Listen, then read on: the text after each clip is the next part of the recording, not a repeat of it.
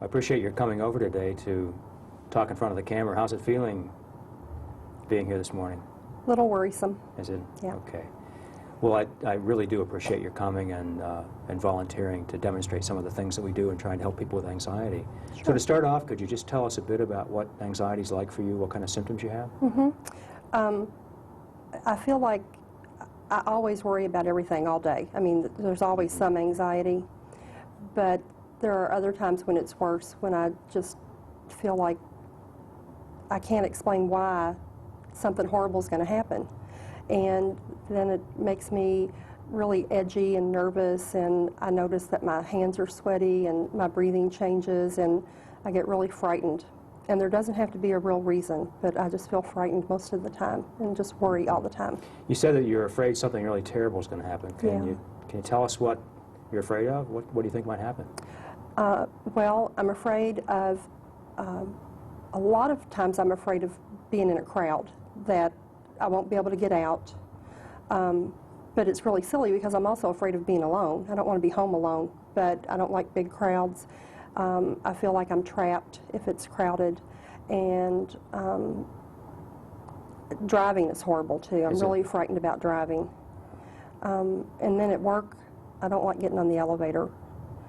I'm afraid that it'll fall, or I'm also afraid that it'll be crowded and I'll be stuck in it. Right.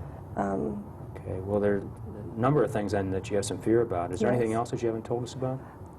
I guess I always kind of worry that if I do have a panic attack, I'll faint or maybe even die. And if I'm alone, no one will find me. Or if I'm in a crowd and I faint, I'm going to just be so totally embarrassed because everybody's going to see that happen. Right. Well, let's try to find out a little bit more about these panic attacks and what they're like. You've done a really good job so far telling us about it, but maybe we can find out a bit more. So there's this fear that something really terrible is going to happen, maybe even die. Possibly. Okay, what do you think the likelihood is that that would actually happen? Well, it seems pretty low right now when I talk about it, but when it's How about going in the middle on, of one of these attacks? it seems real. It does? Yeah. Okay. I think I could have a heart attack or a stroke. Heart attack or stuff. Anything else that could happen? Well, I worried that, like, if I had an attack when I was driving, that I might kill somebody else. I mean, if I fainted while I was driving, that would be horrible. I could hit another car and hurt other people. Any other fears of things that are happening when you're not driving? When you're having a panic attack? When I'm having the attack? Is it a stroke, a heart attack, fainting? The fainting. That's How about the big one. Thoughts that you might lose control or that something would happen to your psychology? Well, yeah, I mean, the way you think or the way you feel. What kinds that of I fears do you can't have? think straight, or I get real confused. I feel overwhelmed a lot of times when I'm having a panic attack, like I can't find my way. I can't see clear. Right. Now, have there been times when these things have actually happened, like you've fainted or you've had a stroke or a heart attack or you've I've never had a anything stroke. terrible like this has happened? Not a stroke or a heart attack. I have fainted before, And how often has that happened? just 2 times. Okay, and how far back is that? One was a few months ago, and one was when I was a child. And what was that like when you fainted? A few months ago, Yes. I felt like I didn't have control over my body. I was breathing really fast, and then I got real tingly, and everything kind of got dark and closed in, and then I fainted. So breathing fast was a big part of this. Yes. And then the tunnel vision, and then you actually did faint? I did And faint. how long were you out? Oh, just a few seconds. And what happened then? Well, when I woke up, my hands were numb, and I remember asking my fiance, did I have a stroke, because I was numb. Oh, I see. And that was scary. It was Okay. pretty overwhelming. But I mean, I woke right up and it went away quickly, but it was pretty frightening when it happened. Okay. Now, just so I'm sure I understand all the anxiety symptoms you're having, are there other things you haven't told me about yet? Well, my heart races, and it feels really, really fast, like it's thumping in my chest. How fast would you think it is? I've never counted it. Okay. I don't know. Do you know how fast the heart beats when people are feeling calm and when they're not nervous? Okay, so maybe we can cover that later on, and what normal heartbeats are and what normal breathing rates are and what happens to you whenever you get into one of these attacks. Okay. All right. Now, I'm also hearing about that you sort of stay away from some things like crowds and so forth.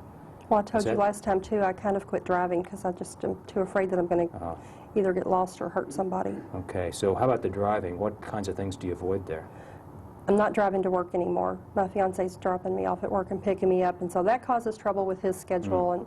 And then I feel real dependent on everybody. You know, how do I get home? I can go to the store because I can go through the subdivision on the back street, but I won't go out on the highway. And so I feel, like I said, dependent. I can't just take off and go shopping when I want to. How much driving are you actually doing? Not very much. Like in a week, how many trips would you take? Maybe 2. 2. Now, was there a time when you drove more than this? Oh, sure. I mean, I used to drive to work and back every you? day Okay, on how the about expressway. Driving on expressways? Did you drive across bridges?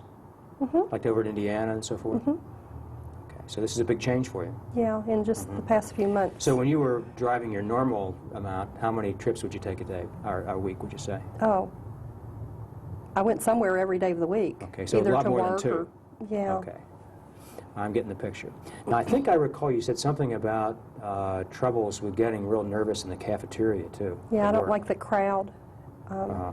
Sometimes I worry that I'm going to drop my tray and everybody will look at me, or I'll Do you? faint and have this spell and people will see that. And I don't want to go down there by myself, so I try to go with people that I work with, and I'm afraid I'll lose track of them because it's such a crowd. All right. So then a lot of So, times I don't even go to lunch. That's what I'm wondering, how many times you actually go to the cafeteria? I haven't really kept track, but maybe every other day I try. Sometimes I go get my food and have to leave. Do you miss your lunch sometimes because of this? You getting hungry? No, I just eat at my desk. Oh, you do? All right. Or out of the vending machine. All right. Well, it looks like right now you're not feeling too nervous. Is that right? Not too bad. Because I'm a you little look like sweaty, you're- but Yeah, I'm comfortable good. here. Yeah, great. Now, let's try to think together about how we're going to work on some of these problems. So if you were going to rank order the seriousness or the degree of difficulty of these things, where would you put these different anxiety problems that you've described? What do you think is the biggest problem for you? I guess the biggest problem probably is driving, because I'm so Okay. dependent on everybody else, and I think my fiance and family are getting tired of carting me around. Right. And then how about after that? That's another big problem. Another big problem is crowds, being in crowds. I mean, I work, in a building downtown Would here. you like to be more comfortable being out in crowds? All right. So that I didn't have to, I rearrange my schedule around everybody else. All right. Another thing I think I told you about was the elevator. Right. I'm afraid there's a lot of people in the elevator that I'll be stuck. Okay. So sometimes I walk the stairs. You do. That's easier. Okay. Or And then how about the less. cafeteria thing? Where does that rank in all these anxiety problems that you have? Probably close to the driving. Pretty significant then. Okay. Well, if you were going to try to pick a place to start, what would be your top choice right now? Try to get a handle on some of these I think things. the driving's the biggest problem, so I don't know if I Want to do want to something start else there. first? Yeah, that's a good idea, because sometimes if you learn some techniques that'll help you manage some of the things that are not quite as bad, then you can use that when you try to attack the things that are tougher. Okay. So what do you think? Well, then maybe at work either getting on and off the elevator or going to the cafeteria. Okay, great. Well, why don't we start there then? Okay.